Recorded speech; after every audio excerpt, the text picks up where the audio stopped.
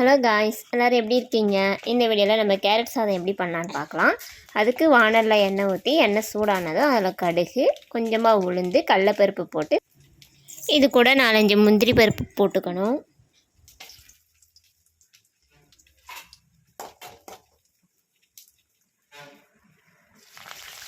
அப்புறம் இதிலேயே கருவேப்பிலை, நறுக்கி வச்சுருக்கிற வெங்காயம், இது ரெண்டுத்தையும் போட்டு நல்லா வதக்கி எடுத்துக்கணும். அது கூட பச்சை மிளகாவும் காரத்துக்கு ஏற்ற மாதிரி ஆட் பண்ணிக்கணும்.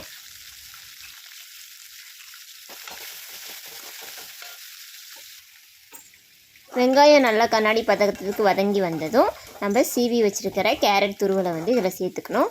கேரட் நிறைய போடும்போது அதனோட டேஸ்ட் ரொம்ப நல்லாயிருக்கும்.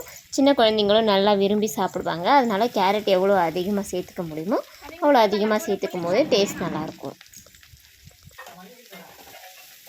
இப்போ கேரட் நல்லா சேர்த்துட்டு நல்லா வதக்கி எடுத்துக்கணும். ரொம்ப நேரம் வதக்கணும்னு அவசியம் இல்லை. ஓரளவுக்கு வதங்கினா போதும். அந்த கேரட்டோட பச்சை ஸ்மெல் போகிற அளவுக்கு வதங்கினா போதும். இப்போ நமக்கு கேரட் நல்லா வதங்கி வந்துருச்சு. இதை வடித்து ஆற வச்சுருக்கிற சாதத்தோடு சேர்த்து மிக்ஸ் பண்ணி எடுத்தோன்னா ரொம்ப டேஸ்டியான ஹெல்த்தியான கேரட் சாதம் ரெடி ஆயிரும்.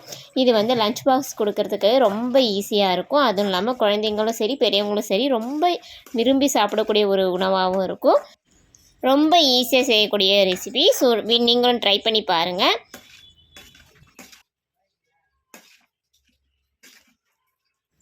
இந்த வீடியோ பிடிச்சிருந்தா லைக் பண்ணுங்கள், ஷேர் பண்ணுங்கள், கமெண்ட் பண்ணுங்கள். அடுத்து இன்னொரு வீடியோவில் மீட் பண்ணுவோம். டாட்டா, பாய்.